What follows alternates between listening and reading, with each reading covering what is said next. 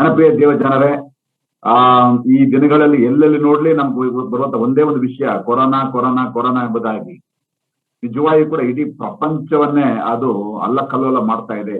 ಬಹುಶಃ ಚಿಕ್ಕಮಗಳೂರಲ್ಲಿ ಕೂಡ ಈ ಒಂದು ಅನುಭವಗಳು ನಿಮ್ಗೆ ಆಗಿದೆ. ಆ ಚಿಕ್ಕಮಗಳೂರು ಸುತ್ತಮುತ್ತಲ ಪ್ರಾಂತ್ಯಗಳಲ್ಲಿ ಕೂಡ ಸುಮಾರು ಜನ ನನಗೆ ಫೋನ್ ಮಾಡಿ ಹೀಗಾಗಿದೆ ಹಾಗಾಗಿದೆ ಎಂಬುದಾಗಿ ಆ ವಿಷಯ ತಿಳಿಸ್ತಾರೆ ಇರ್ತಾರೆ. ನಿಜವಾಗಿ ಕೂಡ ಭಯಂಕರವಾದಂತಹ ಮರಣಗಳು, ದುಃಖ, ಕಣ್ಣೀರು, ವೇದನೆ ಮಧ್ಯದಲ್ಲಿ ಆ ಅನೇಕ ಕುಟುಂಬಗಳು ಹಾದು ಹೋಗುತ್ತಾ ಇವೆ. ಎಷ್ಟು ಮಟ್ಟಿಗೆ ಅಂತಂದ್ರೆ ಎಲ್ಲ ನೋಡಿ ಹಾಹಾಕಾರ, ಅಯ್ಯೋ ಬೆಡ್ ಸಿಗ್ತಲ್ಲ, ಆಕ್ಸಿಜನ್ ಸಿಗ್ತಲ್ಲ, ರೆಮ್ಡಿಸಿವಿರ್ ಇಂಜೆಕ್ಷನ್ ಸಿಗ್ತಲ್ಲ, ಮತ್ತ ಅಯ್ಯೋ ಅಲ್ಲಿ ಮರಣ ಆದ್ರೆ ಹೆಣವನ್ನು ಕೂಡ ಹೊತ್ಕೊಂಡು ಹೋಗಕ್ಕೆ ವ್ಯಾನ್ಗಳು ಸಿಗ್ತಲ್ಲ, ಆಂಬುಲೆನ್ಸ್ ಸಿಗ್ತಲ್ಲ, ಉಳೋದಕ್ಕೆ ಜಾಗ ಸಿಗ್ತಲ್ಲ, ಸುಡೋದಕ್ಕೆ ಜಾಗ ಸಿಗ್ತಲ್ಲ. ಈ ರೀತಿಯಾಗಿ ಅನೇಕವಾದಂತಹ ಒಂದು ವೇದನೆ, ಕಣ್ಣೀರಿನ ವಯದಲ್ಲಿ ಇಡೀ ಪ್ರಪಂಚ, ಅದರಲ್ಲಿ ಕೂಡ ಇಡೀ ಕರ್ನಾಟಕ ಹಾದು ಹೋಗುತ್ತಾ ಇದೆ. ನನ್ನ ಪ್ರಿಯ ದೇವಜನರ, ಇಂಥ ಒಂದು ಸಮಯದಲ್ಲಿ ನಾವು ನೋಡುವಾಗ ಈ ಒಂದು ಕೊರೋನಾ ಅಂತಕ್ಕಂಥದ್ದು ಬರೀ ಒಂದು ಕಾಯಿಲೆ ಅಲ್ಲ, ಒಂದು ಕಾಯಿಲೆಯಾಗಿ ಮಾತ್ರ ಕಾಣಿಸ್ಕೊತಲ್ಲ, ಅದು ಶಾರೀರಿಕವಾಗಿ, ಅದು ಮಾನಸಿಕವಾಗಿ ಮತ್ತು ಆತ್ಮಿಕವಾಗಿ, ಸಾಮಾಜಿಕವಾಗಿ ಕೂಡ ಅಲ್ಲಕಲ್ಲೋಲ ಮಾಡುವಂತ ಒಂದು ದುಸ್ಥಿತಿಯನ್ನು ನಾವು ನೋಡುವಂತವರಾಗಿದ್ದೇವೆ. ಇಂಥ ಒಂದು ವಿಶೇಷವಾದ ಸಂದರ್ಭದಲ್ಲಿ ನಾವು ಕರ್ತನ ಪಾದವನ್ನು ಆಶ್ರಯಿಸಿ ಈ ಸಂಜೆಯ ವೇಳೆಯಲ್ಲಿ ಯೇಸು ಕ್ರಿಸ್ತನಂತ ಆತನ ಆತ್ಮ ಮುಖಾಂತರ ಕೊಡುವಂತ ಜೀವನ ವಾಕ್ಯವನ್ನು ಧ್ಯಾನಿಸುವಂತವರಾಗೋಣ. ನಮ್ಮೆಲ್ಲರಿಗೂ ಕೂಡ ಬಹಳ ಚಿರಪರಿಸಿರುವಂತ ವಾಕ್ಯ ಭಾಗ. ದಯವಿಟ್ಟಿನೊಟ್ಟಿಗೆ ಮತ್ತಾಯ ಬರೆದ ಸುವಾರ್ತೆ 6ನೇ ಅಧ್ಯಾಯ 25ರಿಂದ 34 ವಾಕ್ಯಗಳನ್ನ ನೀವು ತೆಗಿಬೇಕೆಂಬುದಾಗಿ ನಾನು ನಿಮ್ಮನ್ನ ಪ್ರೀತಿಯಿಂದ ಕೇಳ್ಕೊಳ್ತೇನೆ. ಮತ್ತು ಆಶ್ರಮದಲ್ಲಿರ್ತಕ್ಕಂಥವ್ರು ದಯವಿಟ್ಟು ನಾನು ಈಗ ಓದ್ತೀನಿ, ಅದನ್ನ ಬಹಳ ಎಚ್ಚರಿಕೆಯಿಂದ ನೀವು ಗಮನಿಸಬೇಕೆಂಬುದಾಗಿ ಕೂಡ ನಾನು ನಿಮ್ಮನ್ನ ಕೇಳಿಕೊಳ್ಳುತ್ತೇನೆ. ಮತ್ತಾಯ ಬರೆದ ಸುವಾರ್ತೆ 6ನೇ ಅಧ್ಯಾಯ ವಚನ 25ರಿಂದ, ಮ್ಯಾಥ್ಯೂ ಚಾಪ್ಟರ್ 6 ವರ್ಸ್ 25 ಆನ್ವರ್ಡ್ಸ್. ಈ ಕಾರಣದಿಂದ ನಮ್ಮ ಪ್ರಾಣಾಧಾರಣೆಗೆ ಏನು ಊಟ ಮಾಡಬೇಕು, ಏನು ಕುಡಿಯಬೇಕು, ನಮ್ಮ ದೇಹ ರಕ್ಷಣೆಗೆ ಏನು ಹೊದ್ದುಕೊಳ್ಳಬೇಕು ಎಂದು ಚಿಂತೆ ಮಾಡಬೇಡಿರಿ ಎಂಬುದಾಗಿ ನಿಮಗೆ ಹೇಳುತ್ತೇನೆ. ಊಟಕ್ಕಿಂತ ಪ್ರಾಣವು, ಉಡುಪಿಗಿಂತ ದೇಹವು ಮೇಲಾದಲ್ಲವೇ? ಆಕಾಶದಲ್ಲಿ ಹಾರಾಡುವ ಹಕ್ಕಿಗಳನ್ನು ನೋಡಿರಿ, ಅವು ಬಿತ್ತುವುದಿಲ್ಲ, ಕೊಯ್ಯುವುದಿಲ್ಲ, ಕಣಜಗಳಲ್ಲಿ ತುಂಬಿಟ್ಟುಕೊಳ್ಳುವುದಿಲ್ಲ. ಆದಾಗ್ಯೂ ಪರಲೋಕದಲ್ಲಿರುವ ನಿಮ್ಮ ತಂದೆಯು, ಗಮನಿಸಿ, ಪರಲೋಕದಲ್ಲಿರುವ ನಿಮ್ಮ ತಂದೆಯು ಅವುಗಳನ್ನು ಸಾಕಿ ಸಲಹುತ್ತಾನೆ. ಅವುಗಳಿಗಿಂತ ನೀವು ಹೆಚ್ಚಿನವರಲ್ಲವೋ? ಚಿಂತೆ ಮಾಡಿ ಮಾಡಿ 1 ಮೊಳ ಉದ್ದ ಬೆಳೆಯುವುದು ನಿಮ್ಮಲ್ಲಿ ಯಾರಿಂದಾದೀತು? ಇದಲ್ಲದೆ ನೀವು ಉಡುಪಿನ ವಿಷಯದಲ್ಲಿ ಚಿಂತೆ ಮಾಡುವುದೇಕೆ? ಅಡವಿಯ ಹೂಗಳನ್ನ ಬೆಳೆಯುವ ರೀತಿಯನ್ನು ಯೋಚಿಸಿ ತಿಳಿಯಿರಿ. ಅವು ದುಡಿಯುವುದಿಲ್ಲ, ನೂಳುವುದಿಲ್ಲ, ಆದಾಗ್ಯೂ ಆ ಹೂಗಳಲ್ಲಿ ಒಂದಕ್ಕಿರುವಷ್ಟು ಅಲಂಕಾರವು ಅರಸನಾದ ಸೊಲೊಮೋನನಿಗೆ ಸಹ ಅವನು ತನ್ನ ಸಕಲ ವೈಭವದಿರುವಾಗಲೂ ಇರಲಿಲ್ಲವೆಂದು ನಿಮಗೆ ಹೇಳುತ್ತೇನೆ. ಎಲೆ ಅಲ್ಪ ವಿಶ್ವಾಸಿಗಳೇ, ಇವತ್ತು ಇದ್ದು ನಾಳೆ ಒಲೆಯ ಪಾಲಾಗುವ ಅಡವಿಯ ಹುಲ್ಲಿಗೆ ದೇವರು ಹೀಗೆ ಉಡಿಸಿದರೆ ಅದಕ್ಕಿಂತ ಎಷ್ಟೋ ಹೆಚ್ಚಾಗಿ ನಿಮಗೆ ಉಡಿಸಿ ತೋರಿಸುವನಲ್ಲವೇ? ಹೀಗಿರುವುದರಿಂದ ಏನು ಊಟ ಮಾಡಬೇಕು, ಏನು ಕುಡಿಯಬೇಕು, ಏನು ಹೊದ್ದುಕೊಳ್ಳಬೇಕು ಎಂದು ಚಿಂತೆ ಮಾಡಬೇಡ್ರಿ. ಇವೆಲ್ಲವುಗಳಿಗಾಗಿ ಅಜ್ಞಾನಿಗಳು ತವಕ ಪಡುತ್ತಾರೆ. ಇದೆಲ್ಲ ನಿಮಗೆ ಬೇಕಾಗಿದೆ ಎಂದು ಪರಲೋಕದಲ್ಲಿರುವ ನಿಮ್ಮ ತಂದೆಗೆ ತಿಳಿದದೆ. ಇನ್ನೊಂದ್ಸಲ ನಾನು ಓದ್ತೀನಿ. ಇದೆಲ್ಲ ನಿಮಗೆ ಬೇಕಾಗಿದೆ ಎಂದು ಪರಲೋಕದಲ್ಲಿರುವ ನಿಮ್ಮ ತಂದೆಗೆ ತಿಳಿದದೆಯಷ್ಟೇ. ಹೀಗಿರೋದ್ರಿಂದ ನೀವು ಮೊದಲು ದೇವರ ರಾಜ್ಯಕ್ಕಾಗಿಯೂ ನೀತಿಗಾಗಿಯೂ ತವಕ ಪಡ್ರಿ, ಇವುಗಳ ಕೂಡ ಎಲ್ಲವೂ ನಿಮಗೆ ದೊರಕುವವು. ಆದ್ದರಿಂದ ನಾಳಿನ ವಿಷಯವಾಗಿ ಚಿಂತೆ ಮಾಡಬೇಡ್ರಿ. ನಾಳಿನ ದಿನವು ತನ್ನದ್ದನ್ನು ತಾನೇ ಚಿಂತಿಸಿಕೊಳ್ಳುವುದು. ಆ ಹೊತ್ತಿನ ಕಾಟ ಆ ಹೊತ್ತಿಗೆ ಸಾಕು. ನನ್ನ ಪ್ರಿಯ ದೇವಜನರೇ, ಇವತ್ತಿನ ನನ್ನ ವಿಶೇಷವಾದ ಸಂದೇಶ, ಚಿಂತೆ ಮಾಡಬೇಡಿರಿ. ಯೇಸು ಸ್ವಾಮಿ ನಮ್ಗೆ ಹೇಳುವಂತ ಮಾತು, ಚಿಂತೆ ಮಾಡಬೇಡ್ರಿ. ಬಹುಶಃ ನಮಗೆ ಒಂಥರ ಗಾಬರಿ ಆಸೆ ಆಗತ್ತೆ, ಏನಪ್ಪ ಇದು, ಎಲ್ಲೆಲ್ಲಿ ನೋಡಿದ್ರು ಬರೀ ಚಿಂತೆ, ದುಃಖ, ಕಣ್ಣೀರು, ನೋವು, ವೇದನೆ, ಕಾಯಿಲೆ, ಇಂಥವಳ ಮಧ್ಯದಲ್ಲಿ ಯೇಸು ಸ್ವಾಮಿ ಚಿಂತೆ ಮಾಡಬೇಡ್ರಿ ಎಂಬುದಾಗಿ ಹೇಳ್ತಾರಲ್ಲ, ಇದು ಹೇಗೆ ಸಾಧ್ಯ? ಪ್ರಿಯರೇ, ಇವತ್ತಿನ ದಿನಗಳಲ್ಲಿ ಈ ಒಂದು ಕೊರೋನಾ ಕಾಯಿಲೆ ನಾನು ನಿಮ್ಗೆ ತಿಳಿಸಿದ ಹಾಗೆ ಬರೀ ಶಾರೀರಿಕವಾಗಿ ಅಲ್ಲ, ಅದು ಮಾನಸಿಕ, physically, mentally, socially and spiritually, ಸಾಮಾಜಿಕವಾಗಿ, ಆಧ್ಯಾತ್ಮಿಕವಾಗಿ, ಮಾನಸಿಕವಾಗಿ, ಶಾರೀರಿಕವಾಗಿ ಬಹಳ ವೇದನೆ ಕೊಡ್ತಾ ಇದೆ. ಅನೇಕರು ಇಂಥ ವೇದನೆ ಒಳಗಾಗಿದ್ದಾರೆ. ಉದಾಹರಣೆಗಾಗಿ ನಾನು ಹೇಳಬೇಕಾದ್ರೆ, ಇವತ್ತು ನೋಡ್ರಿ ಎಷ್ಟೋ ಜನ ಕೊರೋನಾ ತಕ್ಷಣ ಸೂಸೈಡ್ ಮಾಡ್ಕೊಂಡ್ಬಿಡ್ತಾರೆ. ಅಯ್ಯೋ ಅಷ್ಟೇ ನನ್ನ ಕತೆ ಮುಗಿದೋಯ್ತು, ಇದನ್ನ ಬದುಕೋಕೆ ಸಾಧ್ಯತೆ ಇಲ್ಲ ಎಂಬುದಾಗಿ ಆತ್ಮಹತ್ಯೆ ಮಾಡ್ಕೊಳ್ಳೋ ಮಟ್ಟಿಗೆ ಕೂಡ ಹೋಗಿದ್ದಾರೆ ಪ್ರೇರೆ, ಮಾಡ್ಕೊಂಡಿದ್ದಾರೆ ಎಷ್ಟೋ ಜನ. ಇಂಥ ಒಂದು ದುರಂತದ ಪರಿಸ್ಥಿತಿಯಲ್ಲಿ ಯೇಸು ಸ್ವಾಮಿ ಹೇಳುವಂತ ಮಾತು, ನನ್ನ ಮಗನೇ ನನ್ನ ಮಗಳೇ ಚಿಂತೆ ಮಾಡಬೇಡ. ಇದನ್ನ ಯೇಸು ಸ್ವಾಮಿ ಮಾತ್ರ ಹೇಳೋದಕ್ಕೆ ಸಾಧ್ಯ ಪ್ರಿಯರೇ, ಯೇಸು ಸ್ವಾಮಿ ಮಾತ್ರ ಹೇಳೋದಕ್ಕೆ ಸಾಧ್ಯ. ನಾವು ನೋಡ್ತಿದ್ದೇವೆ ಈ ಒಂದು ಕೊರೋನಾ ನಿಮಿತ್ತವಾಗಿ ಇವತ್ತು ಜನ ಭಯಭ್ರಾಂತರಾಗಿದ್ದಾರೆ.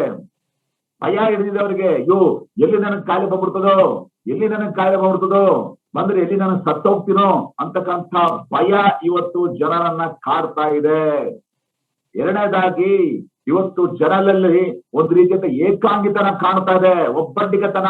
ಅಯ್ಯೋ ಕಾಯಿಲೆ ಬಂದ್ಬಿಟ್ರೆ ನನ್ನನ್ನ ಲಾಕ್ಡೌನ್ ಮಾಡ್ಬಿಡ್ತಾರೆ, ನನ್ನ ಸೀಲ್ ಡೌನ್ ಮಾಡ್ಬಿಡ್ತಾರೆ, ಒಂದು ರೂಮಲ್ಲಿ ಹಾಕ್ಬಿಡ್ತಾರೆ, ಅಥವಾ ಎಲ್ಲೋ ಯಾವುದೋ ಆಸ್ಪತ್ರೆಗೆ ನನ್ನ ಕರ್ಕೊಂಡು ಹೋಗ್ಬಿಡ್ತಾರೆ, ನನ್ನನ್ನ ನೋಡೋದಕ್ಕೆ ಯಾರು ಬರೋದಿಲ್ಲ. ಈ ರೀತಿಯಾದ ಒಂದು ಏಕಾಂಗಿತನದ ವೇದನೆ ಇವತ್ತು ಅನೇಕರನ್ನ ಕಾಡ್ತಾ ಇದೆ. ಅದು ನಿಜವೂ ಕೂಡ ಅಷ್ಟೇ. ಯಾಕಂದ್ರೆ ಕೊರೋನಾ ಬಂದ್ರೆ ಯಾರು ಹೋಗಿ ನೋಡಂಗಿಲ್ಲ, ಯಾರು ಸತ್ಕಾರ ಮಾಡಂಗಿಲ್ಲ. ಇಂಥ ಪರಿಸ್ಥಿತಿ ಎದುರಾಗುವಂತದ್ದಾಗಿದೆ. ಮೂರನೆಯದಾಗಿ ಇವತ್ತು ಈ ಕೊರೋನಾ ನಿಮಿತ್ತವಾಗಿ ಎಷ್ಟೋ ಜನ ಹತಾಶರಾಗಿದ್ದಾರೆ, ಜಿಗುಪ್ಸೆಗೆ ಒಳಗಾಗಿದ್ದಾರೆ, ದಿಕ್ಕು ಕಾಣದವರಾಗಿದ್ದಾರೆ, ಫ್ರಸ್ಟ್ರೇಷನ್. ಏನದ್ರ ಅರ್ಥ? ನಾವು ನೋಡುವಾಗ ಒಂದು ಸಲ ಕೊರೋನಾ ಅಂತಂದ್ರೆ ಬೆಡ್ ಇಲ್ಲ, ಆಕ್ಸಿಜನ್ ಇಲ್ಲ, ICU ಇಲ್ಲ, ರೆಮ್ಡಿಸಿವಿರ್ ಇಂಜೆಕ್ಷನ್ ಇಲ್ಲ, ಈ ರೀತಿಯಾಗಿ ಒಂದ್ರ ಮೇಲೆ ಒಂದು ಭಯ, ಭೀತಿ, ದುಡ್ಡು ಮೇಲೆ ದುಡ್ಡು ಖರ್ಚು ಮಾಡ್ತಾ ಇರ್ಬೇಕಂತದೆ. ಮತ್ತೆ ಒಂದ್ ಕಡೆ ದುಡ್ಡೆಲ್ಲ ಹೋದ್ರು ಕೂಡ ಉಳಿತಾರೆ ಅನ್ನತಕ್ಕಂಥ ಗ್ಯಾರಂಟಿ ಇಲ್ಲ. ನಾವು ಹೋಗಿ ಅವರ ಯೋಗಕ್ಷೇಮನ ವಿಚಾರಿಸುವಂತಿಲ್ಲ. ಕಡೆಗೆ ಸತ್ರು ಕೂಡ ಬರೀ 5 ಜನ ಹೋಗಿ ಸಾಕು ಅನ್ನೋ ಮಟ್ಟಿಗೆ ಸರ್ಕಾರದವರೇ ಕಾನೂನು ಹಾಕಿದ್ದಾರೆ. ಒಂದು ಮಾನಸಿಕವಾದಂತ ಒಂದು ಒತ್ತಡಕ್ಕೆ ಸಿಕ್ಕೊಂಡಿದೆ ಪ್ರಿಯರೇ. ಇಂಥ ಒಂದು ಸ್ಥಿತಿಯಲ್ಲಿ ಇವತ್ತು ಏನಾಗಿದೆ, ಯೇಸು ಸ್ವಾಮಿಯನ್ನ ಅರಿಯದೇ ಇರ್ತಕ್ಕಂಥವ್ರು, ಯೇಸು ಸ್ವಾಮಿಯ ರುಚಿ ನೋಡದಿರ್ತಕ್ಕಂಥವ್ರು, ಅವರ ಸ್ಥಿತಿ ಏನಾಗಿದೆ ಗೊತ್ತಾ? ಯಾವಾಗ ಅವ್ರ ಕುಟುಂಬದಲ್ಲಿ ಕಾಯಿಲೆ ಬರ್ತದೋ, ಯಾವಾಗ ಮರಣ ಎದುರಾಗ್ತದೋ, ತಕ್ಷಣ ಅವರು ಅನ್ಯರು, ಯೇಸು ಸ್ವಾಮಿ ತಿಳಿದಿರ್ತಕ್ಕಂಥ ವ್ಯಕ್ತಿಗಳು ಅವರು ದೇವರ ವಿರುದ್ಧವಾಗಿಯೇ ಶಾಪ ಆಗ್ತಾರೆ. ಆ ದೇವರೇ ಇಲ್ಲ ರೀ, ಎಲ್ರು ಇದಾರೆ ದೇವರು, ದೇವರಿದ್ರೆ ಯಾಕಿಂದ ಆಗ್ಬೇಕಾಗಿತ್ತು? ಆ ದೇವ್ರ ಕಣ್ಣಿಲ್ಲ, ಆ ದೇವ್ರ ಕಿವಿ ಇಲ್ಲ, ಯಾಕೆ ನನ್ನ ಗಂಡನ ಕಿತ್ಕೋಬೇಕಾಯ್ತು, ಯಾಕೆ ನನ್ನ ಮಗನ ಕಿತ್ಕೋಬೇಕಾಯ್ತು, ಯಾಕೆ ನನ್ನ ಕುಟುಂಬದಲ್ಲಿ ಹಿಂಗಾಗ್ಬೇಕಾಯ್ತು, ಯಾಕೆ ಹಂಗಾಗ್ಬೇಕಾಯ್ತು ಎಂಬುದಾಗಿ ದೇವರನ್ನ ಶಾಪ ಹಾಕುವಂತ ಒಂದು ದೊಡ್ಡ ಸಮೂಹ ಒಂದು ಕಡೆ. ಆದ್ರೆ ನನ್ನ ಪ್ರಿಯ ದೇವ ಜನರೇ, ಇವತ್ತು ಯೇಸು ಸ್ವಾಮಿಯ ಸುವಾಸನ ಆಲಿಸ್ತಿರುವಂತ ಎಲ್ಲ ನನ್ನ ಪ್ರಿಯ ಅಣ್ಣ ತಮ್ಮಂದ್ರೆ, ಅಕ್ಕ ತಂಗಿಯರೇ, ಯೇಸು ಸ್ವಾಮಿಯ ಅರ್ಥಂತ ಮಕ್ಕಳು ಯಾವುದೇ ಕಾರಣಕ್ಕೂ ದೇವ ದೂಷಣೆ ಮಾಡೋದಿಲ್ಲ. ಯಾಕಂದ್ರೆ ಅವರಿಗೆ ಗೊತ್ತಿದೆ ಯೇಸು ಸ್ವಾಮಿ ನಮ್ಮನ್ನ ಪ್ರೀತಿಸುವಂತಹ ದೇವರು. ಯೇಸು ಸ್ವಾಮಿ ನಮ್ಮ ಕುರಿತಾಗಿ ಕರುಣಿಸುವಂತ ದೇವರು, ಕಾಳಜಿ ವಹಿಸುವಂತ ದೇವರು. Is the God who loves, is the God who CARES. ನಮ್ಮ ಕುರಿತಾಗಿ ಕಾಳಜಿ ವಹಿಸುವಂತ ದೇವರು, ನಮ್ಮನ್ನ ಪ್ರೀತಿಸುವಂತ ದೇವರು, ನಮ್ಮನ್ನ ಸಂತೈಸುವಂತ ದೇವರು, ನಮ್ಮ ನೋವಿನಲ್ಲಿ ಭಾಗ ಹೊಂದುವಂತ ದೇವರು, ನಮ್ಮ ಜೊತೆಗೆ ನಮ್ಮ ವೇದನೆಯನ್ನ ಅನುಭವಿಸುವಂತ ದೇವರು. ಇದ ಗಾಡ್ ಹೂ ಸಫರ್ಸ್. ನಾವು ದುಃಖ ಪಟ್ಟಾಗ ಆತನು ದುಃಖ ಪಡುವಂತ ದೇವರು, ನಾವು ನೋವನ್ನ ಅನುಭವಿಸಿದಾಗ ಆತನು ಕೂಡ ನೋವನ್ನ ಅನುಭವಿಸುವಂತ ದೇವರು. ಯಾಕಂದ್ರೆ ಯೇಸು ಸ್ವಾಮಿ ನಮ್ಮನ್ನ ಪ್ರೀತಿಸುವಂತಹ ದೇವರಾಗಿದ್ದಾನೆ. ಲಾಜರ್ ಅಂತಕ್ಕಂಥ ವ್ಯಕ್ತಿ ಸತ್ತುವದ ಸತ್ತದ ಸಮಯದಲ್ಲಿ ಯೇಸು ಸ್ವಾಮಿ ಕೂಡ ಕಣ್ಣೀರಿಟ್ಟರು ಎಂಬುದಾಗಿ ನೋಡುವಂತವರಾಗಿದ್ದೇವೆ. ಆದ್ರೆ ನನ್ನ ಪ್ರಿಯ ಸಹೋದರ ಸಹೋದರಿಯರೇ, ಇವತ್ತು ಬಹಳ ಸ್ಪಷ್ಟವಾಗಿ ಅರ್ಥ ಮಾಡ್ಕೊಡ್ರಿ. ಈ ಯೇಸು ಸ್ವಾಮಿ ಹೇಳುವಂತ ಮಾತು, ನನ್ನ ಪ್ರಿಯ ಮಗನೇ ಮಗಳೇ, ನೀನು ಚಿಂತೆ ಮಾಡಬೇಡ. ಯಾಕಂತಂದ್ರೆ ಆಕಾಶ ಆರುವಂತ ಪಕ್ಷಿಗಳನ್ನ ನೋಡು, ಅಡವಿಯ ಹೂಗಳನ್ನ ನೋಡು, ಅದನ್ನೆಲ್ಲಾ ನಾನು ಕಾಪಾಡಿ ಸಲಹುವಂತ ದೇವರು. ನಾನು ನಿನ್ನನ್ನ ಕಾಪಾಡದೆ ಇರ್ತೀನ, ಅದಕ್ಕಿಂತ ನೀನು ನನಗೆ ಬಹಳ ಅಮೂಲ್ಯ, ನಿನಗೆ ಇದೆಲ್ಲ ಬೇಕೆಂಬುದಾಗಿ ನನಗೆ ಗೊತ್ತಿದೆ, ನಾನು ಕೊಟ್ಟೇ ಕೊಡ್ತೀನಿ. ಆದ್ರಿಂದ ಭಯ ಪಡಬೇಡ, ಹೆದರಬೇಡ, ಕರೋಳ ಪಡಬೇಡ, ದುಃಖ ಪಡಬೇಡ. ಹಾಗಾದ್ರೆ ಇವತ್ತು ನಮ್ಮ ಒಂದು ಪ್ರಶ್ನೆ, ಏನು ಮಾಡ್ಬೇಕು? ಯೇಸುವೇ, ಆಯ್ತು ಸ್ವಾಮಿ, ನಾವು ಚಿಂತೆ ಮಾಡಲ್ಲ, ಸರಿ ಸ್ವಾಮಿ, ಹಾಗಾದ್ರೆ ಏನ್ ಮಾಡ್ಬೇಕು? ಇವತ್ತು ನನ್ನ ಪ್ರಮುಖವಾದಂತ ಸಂದೇಶ ಅದೇ ಆಗಿದೆ, what we have to do. Yesu ಸ್ವಾಮಿ ನನ್ನ ಚಿಂತೆ ಮಾಡ್ಬೇಡ್ರಿ ಎಂಬುದಾಗಿ. ಹಾಗಾದ್ರೆ ನಾವು ಏನ್ ಮಾಡ್ಬೇಕಾಗಿದೆ? ದಯವಿಟ್ಟು ಗಂಭೀರವಾಗಿ ಸ್ವಲ್ಪ ಸಮಯ ನನ್ನೊಟ್ಟಿಗೆ ನಾನು ತಿಳಿಸುವಂತ ವಾಕ್ಯಗಳನ್ನ ನೀವು ಗಮನಿಸಬೇಕೆಂದು ಕೇಳ್ಕೊಳ್ತೇನೆ. 5 ವಿಷಯಗಳನ್ನ ಇವತ್ತು ನೀವು ನಿಮ್ಮೊಟ್ಟಿಗೆ ಹಂಚ್ಕೊಳ್ತೇನೆ. ಏನು ಮಾಡಬೇಕು ಇಂಥ ಕೊರೋನಾದ ಸಮಯದಲ್ಲಿ, ಇಂಥ ಮರಣದ ಸಮಯದಲ್ಲಿ, ದುಃಖ, ಕಣ್ಣೀರು, ವೇದನೆಯ ಸಮಯದಲ್ಲಿ ನಾವೇನು ಮಾಡೋದು? ಮೊಟ್ಟ ಮೊದಲನೇದಾಗಿ ನಾವು ಮಾಡಬೇಕಾದಂತ ಕಾರ್ಯ ಯೇಸು ಸ್ವಾಮಿ ಮೇಲೆ ಪರಿಪೂರ್ಣವಾದಂತ ನಂಬಿಕೆಯನ್ನ ಇಡಬೇಕು. Trust in the lord completely. ಈ ಯೇಸು ಸ್ವಾಮಿಯ ಮೇಲೆ ಪರಿಪೂರ್ಣವಾದ ನಂಬಿಕೆ ಇಡಬೇಕಾಗಿದೆ. ನಾವು ವಾಕ್ಯ ನೋಡುತ್ತೇವೆ. ಯೇಸು ಈ ಒಂದು ರೋಮಪುರ ಪತ್ರಿಕೆ 3:23 ನೋಡುತ್ತೇವೆ, ಪಾಪವು ಕೊಡುವ ಸಂಬಳ ಮರಣ. ಹೆಚ್ಚು ಕಡಿಮೆ ಏನಿಲ್ಲ, ಎಲ್ಲರೂ ಪಾಪಿಗಳೇ. ರೋಮ 6:23 ಪಾಪವು ಕೊಡುವ ಸಂಬಳ ಮರಣ. ಅದು ಸಾಮಾನ್ಯವಂತ ಮರಣ ಅಲ್ಲ, ನರಕದ ಒಂದು ಹಿಂಸೆ, ಘೋರವಾದಂತ ದೇವರ ತೀರ್ಪು, ಭಯಂಕರವಾದಂತ ನರಕದ ಹಿಂಸೆ. ಆದ್ರೆ ಪ್ರಿಯರೇ, ನಾನು ತಿಳಿಸಿದ ಹಾಗೆ ಯೇಸು ಸ್ವಾಮಿ ನಮ್ಮನ್ನ ಪ್ರೀತಿಸುವಂತ ದೇವರಾಗಿದ್ದಾನೆ. ನಮ್ಮನ್ನ ಪ್ರೀತಿಸಿ ಇಡೀ ಲೋಕದ ಪಾಪಗಳನ್ನ ತನ್ನ ಮೇಲೆ ಹೊತ್ತುಕೊಂಡು ನಮಗೋಸ್ಕರವಾಗಿ ಆತನು ಆ ಕಲ್ವಾರಿಯ ಕೃಷಿಯ ಮೇಲೆ ತನ್ನ ಪ್ರಾಣವನ್ನೇ ಕೊಟ್ಟಂತ ದೇವರಾಗಿದ್ದಾನೆ. ನಿನಗೋಸ್ಕರವಾಗಿ, ನನಗೋಸ್ಕರವಾಗಿ, ನನ್ನನ್ನ ಪ್ರೀತಿಸಿ ಯೇಸು ಸ್ವಾಮಿ ತನ್ನ ಪ್ರಾಣವನ್ನೇ ಕೊಟ್ಟಿದ್ದಾನೆ. ಪ್ರಾಣವನ್ನೇ ಕೊಟ್ಟಂತ ದೇವರು ನಮಗೆ ಈ ಒಂದು ಕಷ್ಟದಿಂದ, ಸಂಕಟದಿಂದ, ಕಾಯಿಲೆಯಿಂದ ಬಿಡಿಸುವುದಕ್ಕೆ ಸಾಧ್ಯ ಇಲ್ಲವೋ? ಬಿಡಿಸ್ತಾನೆ ಪ್ರೇರ. ಆದ್ದರಿಂದಲೇ ಈ ಯೇಸು ಸ್ವಾಮಿ ಮೇಲೆ ಪರಿಪೂರ್ಣವಾದ ನಂಬಿಕೆ ಇರಬೇಕು. ಯೇಸುವೇ, ನಾನು ಪಾಪಿ ಎಂಬುದ ಒಪ್ಪಿಕೊಳ್ತೀನಿ ಸ್ವಾಮಿ. ಅಪ್ಪ, ನನ್ನ ಹೃದಯಕ್ಕೆ ಬಾ, ನನ್ನನ್ನ ಪಾಪದಿಂದ ಬಿಡುಗಡೆ ಮಾಡು, ನಿನ್ನ ಮಗನಾಗಿ, ನಿನ್ನ ಮಗಳಾಗಿ ನನ್ನನ್ನ ಸ್ವೀಕರಿಸಬಹುದಾಗಿ ನೀವು ಈ ಕ್ಷಣವೇ ನಂಬಿಕೆಯಿಂದ ಹೋಗಿ ಕರೆಯುವುದಾದರೆ ಯೇಸು ಸ್ವಾಮಿ ನಿಮ್ಮ ಹೃದಯಕ್ಕೆ ಬರುವಂತವನಾಗಿದ್ದಾನೆ. ನಿಮ್ಮನ್ನ ಪಾಪದ ಬಿಡುಗಡೆ ಮಾಡುವಂತವನಾಗಿದ್ದಾನೆ. ಆ ನರಕದಿಂದ ನಿಮ್ಮನ್ನ ತಪ್ಪಿಸುವಂತವನಾಗಿದ್ದಾನೆ. ಬೇರೆ ಯೋಹಾನ ಬರೆದ ಸುವಾರ್ತೆ 1ನೇ ಅಧ್ಯಾಯ 12ನೇ ವಾಕ್ಯದಲ್ಲಿ ಹೀಗೆ ನೋಡುತ್ತೇವೆ, ಯಾರ್ಯಾರು ಆತನನ್ನು ಅಂಗೀಕರಿಸಿಕೊಂಡರೋ, ಅಂದ್ರೆ ಆತನ ಹೆಸರಿನಲ್ಲಿ ನಂಬಿಕೆ ಇಟ್ಟರೋ ಅವರಿಗೆ ದೇವರ ಮಕ್ಕಳಾಗುವ ಅಧಿಕಾರವನ್ನ ಕೊಟ್ಟಿದ್ದಾನೆ. ನೀವು ಯೇಸು ಸ್ವಾಮಿ ನಂಬಿಕೆ ಇಟ್ಟರೆ ಈ ಕ್ಷಣವೇ ಯೇಸು ಸ್ವಾಮಿಯ ಮಕ್ಕಳಾಗುವಂತ ಅಧಿಕಾರವನ್ನ ಅದನ್ನು ಕೊಟ್ಟಿದ್ದಾನೆ. ಯೋಹಾನ ಬರೆದ ಸುವಾರ್ತೆ 3ನೇ ಅಧ್ಯಾಯ 16ನೇ ವಾಕ್ಯದಲ್ಲಿ ಹೀಗೆ ನೋಡುತ್ತೇವೆ, ದೇವರು ಲೋಕದ ಮೇಲೆ, ನನ್ನ ಮೇಲೆ ಎಷ್ಟೋ ಪ್ರೀತಿ ಬಿಟ್ಟು ಯೇಸು ಸ್ವಾಮಿನ ಕೊಟ್ಟಿದ್ದಾನೆ. ಈ ಯೇಸು ಸ್ವಾಮಿ ನಂಬುವಂತ ಪ್ರತಿಯೊಬ್ಬರಿಗೂ ಕೂಡ ಆತನು ನಾಶದಿಂದ ತಪ್ಪಿಸಿ ನಿತ್ಯ ಜೀವನ ಕೊಡುವಂತವನಾಗಿದೆ ಎಂಬುದಾಗಿ ಸತ್ಯವೇದ ಹೇಳುವಂತದ್ದಾಗಿದೆ. ಆದ್ರಿಂದ ಪ್ರಿಯರೇ, ಇಂಥ ಸಮಯದಲ್ಲಿ ನಾವು ಸಂಪೂರ್ಣವಾಗಿ ಯೇಸು ಸ್ವಾಮಿಯ ಮೇಲೆ ನಾವು ನಂಬಿಕೆ ಇಡುವಂತ ವ್ಯಕ್ತಿಗಳಾಗಿರ್ಬೇಕು. ಯಾವಾಗ ನಾವು ನಂಬಿಕೆ ಇಡುತ್ತೇವೋ ನಮಗೆ ನಿತ್ಯ ಜೀವ ಕೊಡ್ತಾನೆ. ನಿತ್ಯ ಕಾಲಕ್ಕೂ ಯೇಸು ಜೊತೆ ಇರ್ತೀವಿ. ಆಗಿದ್ದಾಗ ಈ ಮರಣದ ಭಯ ಇಲ್ಲ, ಈ ಕೊರೋನಾದ ಭಯ ನಮ್ಗಿಲ್ಲ. ಯಾಕಂದ್ರೆ ಯೇಸು ಸ್ವಾಮಿ ಜೊತೆ ನಾವು ನಿತ್ಯ ಕಾಲಕ್ಕೆ ಇರುವಂತವರಾಗಿದ್ದೇವೆ. ಯೇಸು ಸ್ವಾಮಿ ನಮಗೆ ನಿತ್ಯ ಜೀವ ಕೊಟ್ಟು ಪರಲೋಕದಲ್ಲಿ ನಮ್ಮನ್ನ ಸೇರಿಸಿಕೊಳ್ಳುವಂತ ದೇವರಾಗಿದ್ದಾನೆ. ಆತನೇ ಹೇಳ್ತಾನೆ, ನಾನು ತಿರುಗಿ ಬರುತ್ತೇನೆ, ಬಂದು ನಿಮ್ಮನ್ನು ಕರೆದುಕೊಂಡು ಹೋಗುತ್ತೇನೆ, ನಾನು ಇರುವಂತಹ ಸ್ಥಳದಲ್ಲಿ ನೀವು ಕೂಡ ಇರುವೆ ಎಂಬುದಾಗಿ. ಬೇರೆ ಎಂಥ ಒಂದು ಭಾಗ್ಯ! ಅಷ್ಟು ಮಾತ್ರ ಅಲ್ಲ, ಈ ಲೋಕದಲ್ಲಿ ನಾವು ಇರುವಾಗಲೂ ಕೂಡ ಆತನು ಸಮೃದ್ಧಿ ಅಂತ ಜೀವಿತ ಕೊಡ್ತಾನೆ. ಯೋಹಾನ 10:10 ನೋಡುತ್ತೇವೆ, ನಾನು ಅವಳಿಗೆ ಜೀವ ಇರಬೇಕೆಂತಲೂ ಆ ಜೀವವು ಸಮೃದ್ಧಿಯಾಗಿರ್ಬೇಕು ಎಂಬುದಾಗಿ ಸಮೃದ್ಧಿ ಅಂತ ಜೀವಿತವನ್ನು ಯೇಸು ಸ್ವಾಮಿ ನಮ್ಗೆ ಕೊಡ್ತಾನೆ. ಸಮಾಧಾನದ ಜೀವಿತ ಆತನು ಕೊಡುವಂತವನಾಗಿದ್ದಾನೆ. ಪರಲೋಕದ ಆಶೀರ್ವಾದ ಕೊಡುವಂತ ದೇವರಾಗಿದ್ದಾನೆ. ಭಯ ಪಡುವಂತ ಅವಶ್ಯಕತೆ ಇಲ್ಲ, ಹೆದರುವಂತ ಅವಶ್ಯಕತೆ ಇಲ್ಲ. ಈ ಯೇಸು ಸ್ವಾಮಿ ಅಂತ ಶ್ರೇಷ್ಠವಾದಂತ ಒಂದು ಆಶೀರ್ವಾದ ನಮಗೆ ಕೊಡುವಂತವನಾಗಿದ್ದಾನೆ. ಆ ಒಂದು ಬೆಂಕಿ, ಗಂಧಕ ಉರಿಯುವಂತ ಕೆರೆಯಿಂದ ಆ ನರಕ ಎಷ್ಟೊಂದು ಭಯಂಕರ ಅಂತಂದ್ರೆ, ಅಲ್ಲಿ ಉರಿಯುವಂತ ಬೆಂಕಿ ಆರುವುದಿಲ್ಲ, ಅಲ್ಲಿ ಕಡಿಯುವಂತ ಹುಳ ಸಾಯುವುದಿಲ್ಲ. ಅಯ್ಯೋ ಅಯ್ಯೋ ಅಯ್ಯೋ ಎಂಬುದಾಗಿರುವಂತ ಅಂತ ಭೀಕರವಾದಂತ ನರಕದಿಂದ ನಮ್ಮನ್ನ ತಪ್ಪಿಸಿ ಶಾಂತಿ ಸಮಾಧಾನದಲ್ಲಿ ನಮ್ಮನ್ನ ನಡೆಸುವಂತ ದೇವರು ಆತನಾಗಿದ್ದಾರೆ. ಮೊದಲನೇದಾಗಿ ನಾವು ಕಲಿಬೇಕಾದಂತ ಪಾಠ ಪ್ರಿಯವೇ, ಚಿಂತೆ ಮಾಡುವಂತ ಅವಶ್ಯಕತೆ ಇಲ್ಲ. ಅದಕ್ಕೆ ಬದಲಾಗಿ ಯೇಸು ಸ್ವಾಮಿಯಲ್ಲಿ ಪರಿಪೂರ್ಣವಂತ ನಂಬಿಕೆ ಇರಬೇಕು. ನೋಡ್ರಿ, ಈ ಚಿಂತೆ ಈ ನಂಬಿಕೆ ಎರಡು ಒಟ್ಟೊಟ್ಟಿಗೆ ಹೋಗುವಂತ ಸಾಧ್ಯತೆ ಇಲ್ಲ. ಎಲ್ಲಿ ಯೇಸುವ ಮೇಲೆ ನಂಬಿಕೆ ಇದೆಯೋ ಅಲ್ಲಿ ಚಿಂತೆ ಇರೋದಿಲ್ಲ, ಎಲ್ಲಿ ಚಿಂತೆ ಇರುತ್ತೋ ಅದು ಯೇಸುವ ಮೇಲೆ ನಂಬಿಕೆ ಇರಲ್ಲ. ಇದೇ ದೊಡ್ಡ ವಿಷಯ. ಇವತ್ತು ಅನೇಕರು ಚಿಂತೆ ಚಿಂತೆ ಚಿಂತೆ ಅಂತ ಮುಳುಗಿರ್ತಾರೆ. ಯಾಕಂದ್ರೆ ಅವರ ಜೀವಿತದಲ್ಲಿ ಯೇಸು ಸ್ವಾಮಿ ಇಲ್ಲ. ಯೇಸು ಸ್ವಾಮಿ ಇರುವಾಗ ನಾವು ಯಾವ ವಿಷಯವಾಗಿ ಚಿಂತೆ ಪಡುವಂತ ಅವಶ್ಯಕತೆ ಇಲ್ಲ. ಎರಡನೇದಾಗಿ, ಇಂಥ ಒಂದು ಸ್ಥಿತಿಗತಿಗಳಲ್ಲಿ ಪ್ರಿಯರೇ ನಾವು ನೋಡುವಾಗ ಬರೀ ನಂಬುವುದು ಮಾತ್ರವಲ್ಲ, ನಾವು ನಂಬಿಕೆಯಲ್ಲಿ ದೃಢವಾಗಿ ನಿಲ್ಲಬೇಕು. ಇವತ್ತು ಅನೇಕರು ಯೇಸುವನ್ನು ನಂಬಿದ್ದಾರೆ ನಿಜ. ಸ್ಟ್ಯಾಂಡ್ ಫರ್ಮ್ ಇನ್ ಫೇತ್. ನಂಬಿಕೆಯಲ್ಲಿ ದೃಢವಾಗಿರ್ಬೇಕು. ಆ ಕಡೆ ಒಂದು ಕಾಲು ಈ ಕಡೆ ಒಂದು ಕಾಲು ಇಟ್ಕೊಂಡು ಇರುವಂತದ್ದಲ್ಲ. ಅದಕ್ಕೆ ನಾವು ನೋಡ್ತೀವಿ ಯೇಸುವಿನ ಮಾತು, ನೀವು ಉಗುರು ಬೆಚ್ಚಗಿರಬಾರ್ದು.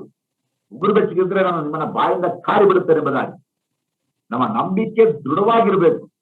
ನಾವು ನಂಬಿಕೆ ದೃಢವಾಗಿರುವಂತ ನಂಬಿಕೆ ಇರ್ಬೇಕು. ಅದಕ್ಕೆ ಕ್ರಿಸ್ತ ನಂಬಿಕೆಯಲ್ಲಿ ದೃಢವಾಗಿ ನಿಲ್ರಿ ಅಂತ ವಾಕ್ಯ ಹೇಳ್ತದೆ. ಯೇಸುವೆ ನೀನೇ ನನಗೆ ಸಾಕು ಸ್ವಾಮಿ, ನೀನೇ ನನಗೆ ಸಾಕು ಎಂಬುದಾಗಿ ಯೇಸು ಸ್ವಾಮಿನ ಹಾಕಿಕೊಳ್ಬೇಕು. ನೀವು ನಿಜವಾಗಿ ಕೂಡ ಯೇಸು ಸ್ವಾಮಿ ನಂಬಿಕೆ ಇಟ್ಟಿದ್ದಾರೆ ಏನ್ ಮಾಡ್ಬೇಕು ಗೊತ್ತಾ? ನೀವು ನಿಮ್ಮ ಚಿಂತೆನೆಲ್ಲ ಆತನ ಒಪ್ಪಿಸ್ಕೊಡ್ರಿ. ನೀವು ಒತ್ಕೊಳ್ಳೋಂತ ಅವಶ್ಯಕತೆ ಇಲ್ಲ. ಯೇಸು ಸ್ವಾಮಿ ಹೇಳ್ತಾರೆ, ನನ್ನ ಪ್ರಿಯ ಮಗನೇ ಮಗಳೇ, ನಿನ್ನ ಚಿಂತೆಯನ್ನ, ನಿನ್ನ ದುಃಖವನ್ನ, ನಿನ್ನ ಕಣ್ಣೀರನ್ನ, ನಿನ್ನ ಕಾಯಿಲೆಯನ್ನ, ನಿನ್ನ ವೇದನೆಯನ್ನ, ನಿನ್ನ ನೋವನ್ನ ನನಗೆ ಒಪ್ಪಿಸು. 1 ಪೇತ್ರ 5ನೇ ಅಧ್ಯಾಯ 7ನೇ ವಾಕ್ಯದಲ್ಲಿ ನಾವು ಹೀಗೆ ನೋಡುತ್ತೇವೆ, ನಿಮ್ಮ ಚಿಂತೆಯನ್ನೆಲ್ಲ ಆತನ ಮೇಲೆ ಹಾಕಿರಿ, ಆತನು ನಿಮಗೋಸ್ಕರ ಚಿಂತಿಸುತ್ತಾನೆ. ನಮಗೋಸ್ಕರ ಚಿಂತಿಸುವಂತ ಯೇಸು ಸ್ವಾಮಿ ಇರುವಾಗ ನಾವು ಚಿಂತೆಯನ್ನ ಒತ್ತುಕೊಳ್ಳುವಂತ ಅವಶ್ಯಕತೆ ಇಲ್ಲ. ಅರ್ಥ ಆಗ್ತಿದ್ಯಾ? ಈಗ ನಮಗೆ ಯಾಕೆ ಚಿಂತೆಗಳು ಬರ್ತವೆ? ಆ ಬರುವಂತ ಚಿಂತೆಗಳನ್ನ, ಬರುವಂತ ನೋವನ್ನ, ಕಣ್ಣೀರನ್ನ ಯೇಸು ಸ್ವಾಮಿಗೆ ರವಾನಿಸ್ಬೇಕು, ಟ್ರಾನ್ಸ್ಫರ್ ಮಾಡ್ಬೇಕು. ಆತನಿಗೆ, ಸ್ವಾಮಿ ನನ್ನ ಕೈಲಿ ಆಗಲ್ಲಪ್ಪ, ನೀನು ಹೊತ್ತುಕೋ. ಯೇಸು ಸ್ವಾಮಿ ಅದನ್ನು ಹೊತ್ತುಕೊಳ್ತಾನೆ. ಯೇಸು ಸ್ವಾಮಿ ಅದಕ್ಕೆ ಬೇಕಾದ ಪರಿಹಾರವನ್ನು ಕೂಡ ಕೊಡ್ತಾನೆ. ಆದ್ರಿಂದಲೇ ನಾವು ನಿಜವಾಗಿಯೂ ಯೇಸು ಸ್ವಾಮಿ ಮೇಲೆ ನಾವು ನಂಬಿಕೆ ಇಟ್ಟಿರುವುದಾದರೆ ನಾವು ಯಾವುದೇ ಕಾರಣಕ್ಕೂ ನಾವು ಚಿಂತೆ ಪಡುವಂತ ಅವಶ್ಯಕತೆ ಇಲ್ಲ. ಯಾಕೆ ಗೊತ್ತಾ? ಯೇಸು ಸ್ವಾಮಿಯ ದೃಷ್ಟಿಯಲ್ಲಿ ನೀನು ನಾನು ಬಹಳ ಅಮೂಲ್ಯರು, ಪ್ರೆಷಿಯಸ್. ಆತ ಹೇಳ್ತಾನೆ, ನೀನು ನನ್ನ ಕಣ್ಣಿನ ಗುಡ್ಡಿಯೋಪಾದಿಯಲ್ಲಿ, ನೀನು ನನ್ನ ಕಣ್ಣಿನ ಗುಡ್ಡಿಯೋಪಾದಿಯಲ್ಲಿ, ನಾನು ಯಾವತ್ತೂ ಕೂಡ ನನ್ನ ಕೈ ಬಿಡೋದಿಲ್ಲ, ಯಾವತ್ತೂ ಕೂಡ ಇದನ್ನ ತೊರೆಯೋದಿಲ್ಲ. ಯೆಶಾಯನ ಪುಸ್ತಕ 49ನೇ ಅಧ್ಯಾಯ 15-16ನೇ ವಾಕ್ಯ ನೋಡುತ್ತೇವೆ. ಹೆತ್ತ ಒಂದು ವೇಳೆ ತಾಯಿ ತನ್ನ ಮಗುವನ್ನ ಮರ್ತರೂ ಮರಿಬಹುದು. ನೋಡ್ರಿ ಎಂತ ಮಾತು. ಹೆತ್ತ ತಾಯಿ ತನ್ನ ಮಗುವನ್ನ ಮರ್ತರೂ ಮರಿಬಹುದು, ನಾನು ಯಾವತ್ತೂ ಕೂಡ ನಿನ್ನನ್ನ ಮರೆಯೋದಿಲ್ಲ. ನಾನೇ ನಿನ್ನ ತಾಯಿ, ನಾನೇ ನಿನ್ನ ತಂದೆ. ಈ ಸಂದೇಶವನ್ನ ಕೇಳುತ್ತಿರುವಂತ ನನ್ನ ಪ್ರಿಯ ಮಕ್ಕಳೇ, ದಯವಿಟ್ಟು ಗಮನಿಸಿ. ಒಂದು ವೇಳೆ ನಿಮ್ಮ ತಾಯಿ ಕೈ ಬಿಟ್ಟಿರಬಹುದು, ನಿಮ್ಮ ತಂದೆ ಕೈ ಬಿಟ್ಟಿರ್ಬೋದು. ಯಾಕೆ? ಹೆತ್ತಂತ ಮಕ್ಕಳು ನಿಮ್ಮನ್ನ ಕೈ ಬಿಟ್ಟಿರ್ಬೋದು, ನಿಮ್ಮ ಗಂಡ ನಿಮ್ಮನ್ನ ಕೈ ಬಿಟ್ಟಿರ್ಬೋದು, ನಿಮ್ಮ ಹೆಂಡತಿ ನಿಮ್ಮನ್ನ ಕೈ ಬಿಟ್ಟಿರ್ಬೋದು. ನಂಬಿಕೆಯಲ್ಲಿ ದೃಢವಾಗಿ ನಿಲ್ರಿ. ಯೇಸು ಸ್ವಾಮಿ ಯಾವುದೇ ಕಾರಣಕ್ಕೂ ನಿಮ್ಮನ್ನ ಕೈ ಬಿಡುವಂತಹ ದೇವರಲ್ಲ. ನಿಮ್ಮ ಜೊತೆ ಇರುವಂತ ದೇವರು, ನಿಮ್ಮನ್ನ ಕರುಣಿಸುವಂತ ದೇವರು, ನಿಮ್ಮನ್ನ ಕಾಪಾಡುವಂತ ದೇವರು. ಎರಡನೇದಾಗಿ ನಾವು ಕಲಿಯಬೇಕಂತ ಬಹಳ ಪ್ರಮುಖವಾದ ಸಂಗತಿ, ಮೊದಲನೇದಾಗಿ ನಂಬಿಕೆಯಲ್ಲಿ ದೃಢವಾಗಿ ನಿಲ್ರಿ. ನಂಬಿಕೆ ದೃಢವಾಗಿ ನಿಲ್ರಿ. ಎರಡನೇದಾಗಿ ನಾವು ನೋಡುವ ಸಂಗತಿ, ಇಂಥ ವಿಶೇಷವಾದ ಸಮಯದಲ್ಲಿ ದಯವಿಟ್ಟು ಪ್ರತಿಯೊಬ್ಬರು ಕೂಡ ಆತ್ಮಿಕವಾಗಿ ಬೆಳೆಯಿರಿ. Grow spiritually. ಈಗ ನಮಗೆ ಸಾಕಷ್ಟು ಸಮಯ ಸಿಗ್ತದೆ. ಇಂಥ ಸಮಯ ನಿಮ್ಮ ಜೀವಿತದಲ್ಲಿ ಯಾವತ್ತೂ ಸಿಗಲ್ಲ. ಅರ್ಥ ಮಾಡ್ಕೊಂಡಿದ್ದೀರ? ನಿಮ್ ಇಡೀ ಲೈಫಲ್ಲಿ ಸಿಗಲ್ಲ. ಅಷ್ಟು ಸಮಯ ಯೇಸು ಸ್ವಾಮಿ ನಿಮ್ಗೆ ಕೊಟ್ಟಿದ್ದಾರೆ. ಯಾತಕ್ಕೋಸ್ಕರವಾಗಿ? ಯೇಸು ಸ್ವಾಮಿಯನ್ನ ಅನುಭವಿಸೋಕ್ಕೋಸ್ಕರವಾಗಿ. ಯೇಸು ಸ್ವಾಮಿಯ ಪ್ರೀತಿಯನ್ನ, ಕರುಣೆಯನ್ನ, ಕೃಪೆಯನ್ನ, ಸಂತೈಸುವಿಕೆಯನ್ನ, ಪ್ರೀತಿಯನ್ನ ನಿನ್ನ ಅನುಭವಿಸೋಕ್ಕೋಸ್ಕರವಾಗಿ. ಆದ್ರಿಂದಲೇ ಪ್ರಿಯರೇ, ಈ ಸಮಯದಲ್ಲಿ ನೀನು ಆತ್ಮಿಕವಾಗಿ ಬೆಳೆಯಬೇಕು. ವಾಕ್ಯದಲ್ಲಿ ಬೆಳಿ, ಪ್ರಾರ್ಥನೆಯಲ್ಲಿ ಬೆಳಿ, ಆರಾಧನೆಯಲ್ಲಿ ಬೆಳಿ, ಪರಿಶುದ್ಧತೆಯಲ್ಲಿ ಬೆಳಿ. ಕರ್ತರ ಸ್ವಾರೂಪ್ಯಕ್ಕೆ ಬಾ. ವಿಶೇಷವಾದ ಅವಕಾಶ ಕರ್ತರು ಕೊಟ್ಟಿದ್ದಾರೆ. 119ನೇ ಕೀರ್ತನೆ 105ನೇ ವಾಕ್ಯ ನೋಡ್ತೇವೆ. ನಿನ್ನ ವಾಕ್ಯವು ನನ್ನ ಕಾಲಿಗೆ ದೀಪವು, ನನ್ನ ದಾರಿ ಮಾರ್ಗಕ್ಕೆ ಬೆಳಕು ಆಗಿದೆ. ಹಾಗಿದ್ಮೇಲೆ ವಾಕ್ಯದಲ್ಲಿ ಬೆಳೆ. ವಾಕ್ಯವು ನಿಮಗೆ ಬೆಳಕಾಗಿದೆ. ಯೇಸು ಸ್ವಾಮಿಯ ವಾಕ್ಯ ಸ್ವರೂಪನಾಗಿದ್ದಾನೆ. ಮನುಷ್ಯನ ರೊಟ್ಟಿ ತಿಂದ ಮಾತ್ರದಿಂದ ಬದುಕುವುದಿಲ್ಲ, ಯೇಸು ಸ್ವಾಮಿಯ ಬಾಯಿಂದ ಬರುವಂತ ಒಂದೊಂದು ಮಾತಿನಿಂದಲೂ ಬದುಕುತ್ತಾನೆ. ಹಾಗಿದ್ದ ಮೇಲೆ ದೇವರ ವಾಕ್ಯವನ್ನು ಧ್ಯಾನಿಸು, ಅಭ್ಯಾಸಿಸು, ಅದಕ್ಕೆ ವಿಧೇಯನಾಗು. ಪ್ರಾರ್ಥನೆಯಲ್ಲಿ ಬೆಳೆ. ಪ್ರಾರ್ಥನೆ ನಮ್ಮ ಉಸಿರು, ಪ್ರಾರ್ಥನೆಯೇ ನಮ್ಮ ಜೀವ, ಪ್ರಾರ್ಥನೆಯೇ ನಮ್ಮ ಬಲ, ಪ್ರಾರ್ಥನೆ ನಮ್ಮ ಕಾರ್ಯ. ಪ್ರಾರ್ಥನೆಗೆ ಯೇಸುವನ್ನು ಉತ್ತರ ಕೊಟ್ಟೇ ಕೊಡ್ತಾನೆ. ಪ್ರಿಯರೇ, ನಂಬಿಕೆಯಿಂದ ಪ್ರಾರ್ಥನೆ ಮಾಡು. ಯೇಸು ಸ್ವಾಮಿ ನಿನ್ನ ಪ್ರಾರ್ಥನೆಯನ್ನು ಕೇಳ್ತಾನೆ, ನಿನಗೂ ಕೂಡ ಉತ್ತರ ಕೊಟ್ಟೇ ಕೊಡುವಂತ ದೇವರಾಗಿದ್ದಾನೆ. ಹಾಗಿದ್ದ ಮೇಲೆ ಪ್ರಾರ್ಥಿಸು. ಅಪ್ಪ ಯೇಸುವೇ ಕರುಣಿಸು ಸ್ವಾಮಿ ಎಂಬುದಾಗಿ ಹೊರೆಯಿಡು. ಖಂಡಿತವಾಗಿ ಕೂಡ ಆತನು ನಿನ್ನ ಪ್ರಾರ್ಥನೆಯನ್ನ ಕೇಳುವಂತವನಾಗಿದ್ದಾನೆ. ನನ್ನ ಪ್ರಿಯ ದೇವಜನರೇ, ಯೇಸು ಸ್ವಾಮಿ ಅನೇಕ ವಾಗ್ದಾನ ಕೊಟ್ಟಿದ್ದಾನೆ. ವಾಗ್ದಾನ ದೃಢವಾಗಿ ಇಟ್ಕೋ. ನಾವು ನೋಡ್ತೇವೆ, ಅವರು ಹೇಳುವಂತ ಮಾತು, ನನ್ನನ್ನ ಬಲಪಡಿಸುವಾಗಲೂ ಇದ್ದುಕೊಂಡು ಎಲ್ಲಕ್ಕೂ ಶಕ್ತರಾಗಿದ್ದೇನೆ. ಎಂತ ಮಾತು! ನನ್ನನ್ನು ಬಲಪಡಿಸುವಾತನ ಇಟ್ಟುಕೊಂಡು ಎಲ್ಲಕ್ಕೂ ಶಕ್ತನಾಗಿದ್ದೇನೆ. ನೀನು ಕೂಡ ಬಲ ಒಂದು ಯೇಸು ಸ್ವಾಮಿಯಲ್ಲಿ. ಯಾವ ವಿಷಯ ಕೂಡ ಚಿಂತೆ ಮಾಡಬೇಡ. ಮಾತ್ರ ಅಲ್ಲ ಪ್ರಿಯರೇ, ರೋಮಾಪುರ ಪತ್ರಿಕೆ 8ನೇ ಅಧ್ಯಾಯ 28ನೇ ವಾಕ್ಯ ನಾವೇನ್ ನೋಡ್ತೇವೆ, ಆ ಒಂದು ಅದನ್ನ ಪ್ರೀತಿಸುವವರ ಹಿತಕ್ಕಾಗಿ ಎಲ್ಲಾ ಕಾರ್ಯಗಳು ಕೂಡ ಅನುಕೂಲ ಮಾಡ್ತಾನೆ. ಯೇಸು ಸ್ವಾಮಿ ನಮ್ಮ ಜೀವಿತದಲ್ಲಿ ದೇವರ ಸಂಕಲ್ಪ ಮೇಲೆ ಕರೆಯಲ್ಪಟ್ಟು ಆತನನ್ನು ಪ್ರೀತಿಸುವ ಹಿತಕ್ಕಾಗಿ ಎಲ್ಲಾ ಕಾರ್ಯಗಳು ಅನುಕೂಲವಾಗುತ್ತವೆ. ನಿನಗೆಲ್ಲ ಅನುಕೂಲ ಮಾಡಿಕೊಡ್ತಾನೆ. ಭಯಪಡಬೇಡ, ಹೆದರಬೇಡ, ಯೇಸು ನಮ್ಮ ಜೊತೆ ಇದ್ದಾರೆ. 1 ಕೊರಿಂಥ 10ನೇ ಅಧ್ಯಾಯ 13ನೇ ವಾಕ್ಯ ನಾವು ಹೀಗೆ ನೋಡುತ್ತೇವೆ, ಮನುಷ್ಯರು ಸಹಿಸಬಹುದಾದ ಶೋಧನೆ ಹೊರತು ಬೇರೆ ಯಾವುದೂ ನಿಮಗೆ ಸಂಭವಿಸಲಿಲ್ಲ. ದೇವರು ನಂಬಿಗಸ್ತನು. ನಿಮ್ಮ ಶಕ್ತಿಯನ್ನು ಮೀರುವ ಶೋಧನೆ ನಿಮಗೆ ಬರಗೊಳಿಸುತ್ತದೆ. ನೀವು ಅದನ್ನು ಸಹಿಸಲು ಶಕ್ತರಾಗುವಂತೆ ಶೋಧನೆ ಆಗುತ್ತಲೇ ತಪ್ಪಿಸಿಕೊಳ್ಳುವ ಮಾರ್ಗವನ್ನು ಸಿದ್ಧ ಮಾಡುವನು. ಹಾಗಿದ್ದ ಮೇಲೆ ಧೈರ್ಯವಾಗಿರು, ಧೈರ್ಯವಾಗಿರು. ಆದ್ರೆ ಹೇಳ್ತಾನೆ, ನಾನಿನ್ನ ತೊರೆಯುವುದೂ ಇಲ್ಲ, ನಾನಿನ್ನ ಕೈ ಬಿಡುವುದೂ ಇಲ್ಲ ಎಂಬುದಾಗಿ ದೃಢವಾಗಿ ನಂಬಿಕೆಯಲ್ಲಿ ಯೇಸು ವಾಗ್ದಾನವನ್ನ ಇಡಿ. ನೋಡು, ಶದ್ರಕ್, ಮೇಷಕ್, ಅಬೇದ್ನೆಗೋ ಯೇಸು ಸ್ವಾಮಿಯನ್ನ ದೇವರನ್ನೇ ಹತ್ತುಕೊಂಡಾಗ ದೇವರವನ್ನ ಆಶೀರ್ವದಿಸಿದ. ದಾನಿಯೇಲನನ್ನ ದೇವರ ಆಶೀರ್ವದಿಸಿದ. ಯೋಸೇಫರನ್ನ ದೇವರ ಆಶೀರ್ವದಿಸಿದ. ದಾವೀದನು ತನ್ನ ದೇವರಲ್ಲಿ ಬಲಗೊಂಡನೆಂಬುದಾಗಿ ನಾವು ನೋಡುತ್ತೇವೆ. 1 ಸಮುವೇಲನ ಪುಸ್ತಕ 30ನೇ ಅಧ್ಯಾಯ 7ನೇ ವಾಕ್ಯದಲ್ಲಿ, he strengthened himself, David strengthened himself in his God. ತನ್ನ ದೇವರಲ್ಲಿ ತನ್ನನ್ನ ಬಲಪಡಿಸಿಕೊಂಡರು. ಪೇತ್ರನು ಯೇಸು ಸ್ವಾಮಿ ನೋಡ್ತಾ ಇದ್ದಾಗ ನೀರ ಮೇಲೆ ನಡೆದ. ಆದ್ರೆ ಯಾವಾಗ ಬಿರುಗಾಳಿಯನ್ನ ನೋಡಿ ಭಯಪಟ್ಟ, ಮುಳುಗದ ನೀರಲ್ಲಿ. ತಕ್ಷಣ ಯೇಸು ಸ್ವಾಮಿ ಕೈ ಹಿಡಿದು, ಅಲ್ಪ ವಿಶ್ವಾಸಿಯೇ ಯಾಕೆ ಸಂದೇಹ ಪಟ್ಟೆ? ಸಂದೇಹ ಪಡುವಂತ ಅವಶ್ಯಕತೆ ಇಲ್ಲ. ಧೈರ್ಯವಾಗಿರು, ದೃಢವಾಗಿರು. ಆದ್ರಿಂದ ಪ್ರಿಯರೇ, 2ನೇದಾಗಿ ಆತ್ಮಿಕವಾಗಿ ಬೆಳಿ. 1ನೇದಾಗಿ ಯೇಸು ಕ್ರಿಸ್ತನಲ್ಲಿ ಪರಿಪೂರ್ಣ ನಂಬಿಕೆ ಇಡು. 2ನೇದಾಗಿ ಆತ್ಮಿಕ ಜೀವಿತದಲ್ಲಿ ಬೆಳೆಯುವುದಕ್ಕೆ ಇದು ಶ್ರೇಷ್ಠವಾದಂತಹ ಸಮಯ. 3ನೇದಾಗಿ ನಾವು ಕಲಿಯುವಂತಹ ಸಂಗತಿ ಸಭೆಯ ಅನ್ಯೋನ್ಯತೆ ಇರ್ತದೆ. ಅಯ್ಯೋ ಹೆಂಗಪ್ಪ, ಕೊರೋನಾ ಟೈಮು ಎಲ್ಲ ಮುಚ್ಚೋಗಿದೆ, ಚರ್ಚ್ ತೆಗಿತಾ ಇಲ್ಲ, ಏನ್ ಮಾಡಲ್ಲಪ್ಪ? ದೇವರು ಅನೇಕ ಮಾಧ್ಯಮ ಕೊಟ್ಟಿದ್ದಾರೆ ನೋಡಿ. ಆ ಮಾಧ್ಯಮ ಮುಖಾಂತರ ಇದೇ ಸಭೆ. ಸಭೆ ಅಂತಕ್ಕಂಥದ್ದು ಒಂದು ಕಟ್ಟಡ ಅಲ್ಲ, ದೇವ ಜನರು ಕೂಡಿ ಬರುವಂತ ಒಂದು ಸಮೂಹವೇ ಸಭೆ. ಬೇರೆ ಈ ರೀತಿಯಾಗಿ ನಮಗೆ ವಾಟ್ಸಪ್ ಇದೆ, SMS ಇದೆ, ಯೂಟ್ಯೂಬ್ ಇದೆ, ಇನ್ನು ಹಲವಾರು ಮಾಧ್ಯಮಗಳನ್ನ ದೇವರು ಕೊಟ್ಟಿದ್ದಾನೆ. ಈ ಒಂದು ಹಲವಾರು ಮಾಧ್ಯಮ ಮುಖಾಂತರವಾಗಿ ನಾವು ಆತ್ಮಿಕವಾಗಿ ಬೆಳಿಬೇಕು. ಆಹಾ ಸಹೋದರರು ಒಂದಾಗಿರುವಂತದ್ದು ಎಷ್ಟೋ ಒಳ್ಳೆಯದು, ಎಷ್ಟೋ ರಮ್ಯವಾದದ್ದು. ಯಾಕೆ? ಅಲ್ಲಿ ಜೀವ ಇದೆ, ಅಲ್ಲಿ ಆಶೀರ್ವಾದ ಇದೆ. ಪ್ರಿಯರೇ, ಈ ಸಮಯಗಳನ್ನ ವ್ಯರ್ಥ ಮಾಡ್ಕೋಬೇಡ್ರಿ. ಈ ಸಮಯದಲ್ಲಿಯೇ ಮೊದಲು ನಾವು ನಮ್ಮ ಸಭೆಯಲ್ಲಿ ವಾರಕ್ಕೆ ಒಂದ್ಸಲ ಸೇರ್ತಾ ಇದ್ದೋ, ಆದ್ರೆ ಈಗ ಪ್ರತಿ ವಾರ ಸೇರ್ತಾ ಇದಾರೆ. ಈ ಸಮಯದಲ್ಲಿಯೂ ಕೂಡ ನಮ್ಮ ಸಭೆಯವರೆಲ್ಲ ಕೂಡಿ ಪ್ರಾರ್ಥನೆ ಮಾಡ್ತಾ ಇದಾರೆ. ನಮ್ಮ ಈ ಕೂಟಕ್ಕೋಸ್ಕರವಾಗಿ ಕೂಡ ಅವ್ರಿಗೆ ಪ್ರಾರ್ಥನೆ ಮಾಡ್ತಾ ಇದಾರೆ. ಯಾಕಂದ್ರೆ ಅಂತ ಒಂದು ಭಾಗ್ಯ ದೇವರು ನಮ್ಗೆ ಕೊಟ್ಟಿದ್ದಾನೆ.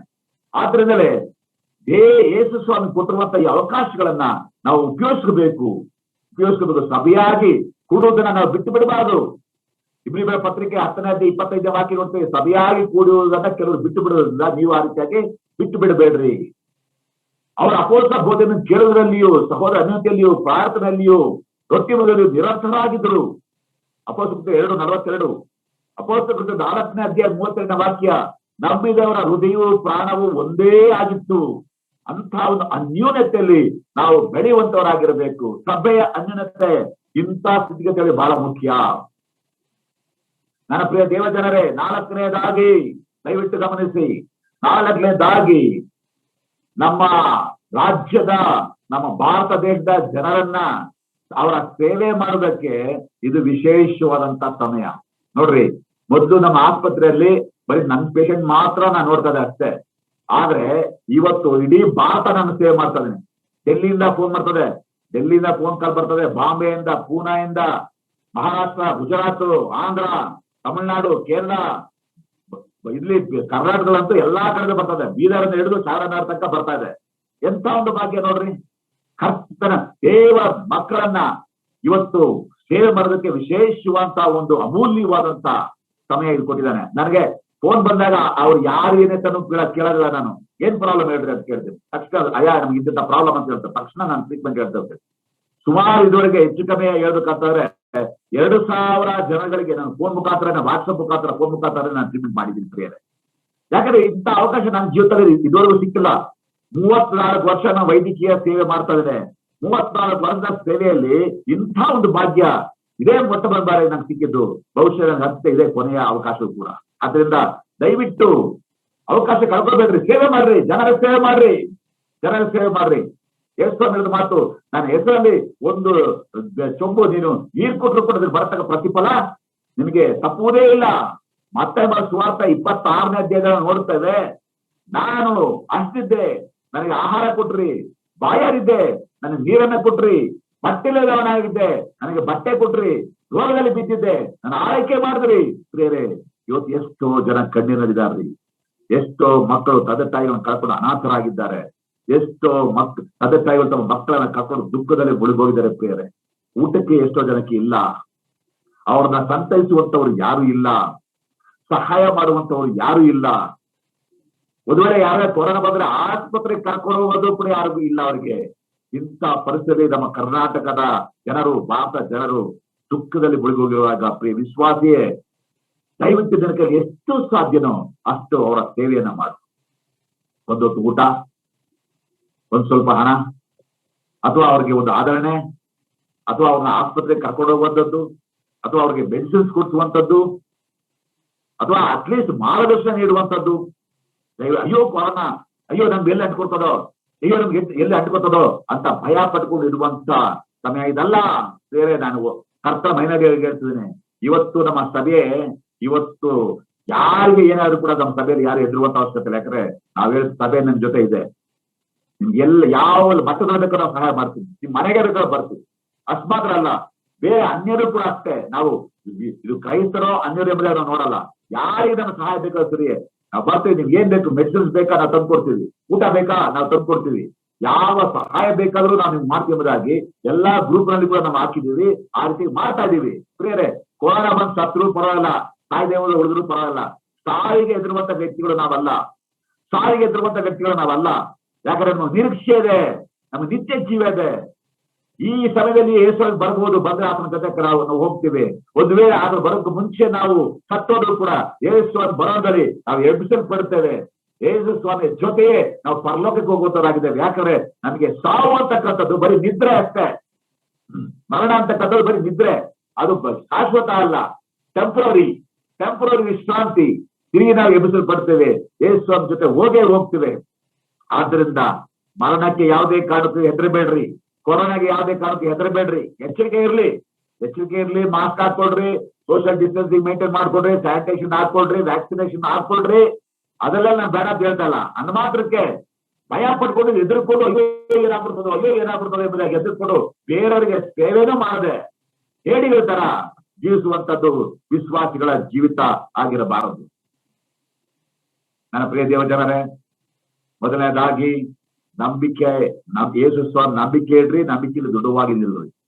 ಎರಡನೇದಾಗಿ ನಾನು ತಿಳಿಸಬಂತ ಸಂಗತಿ, ಆತ್ಮಿಕವಾಗಿ ಬೆಳೆಯಿರಿ.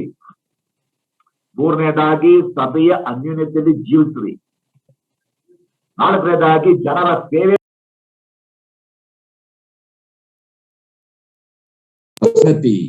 ದಯವಿಟ್ಟು ಸುವಾರ್ಥ ಇದಕ್ಕಿಂತಲೂ ವಿಶೇಷವಾದಂತ ಸಮಯ ಬೇರೆ ಯಾವುದು ಇಲ್ಲ ಪ್ರಿಯರೇ.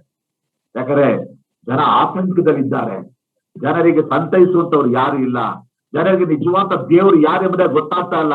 ಯೇಸು ಸ್ವಾಮಿಯ ಪ್ರೀತಿಯನ್ನು ಎಷ್ಟೋ ಜನ ಕಂಡುಕೊಂಡಿಲ್ಲ.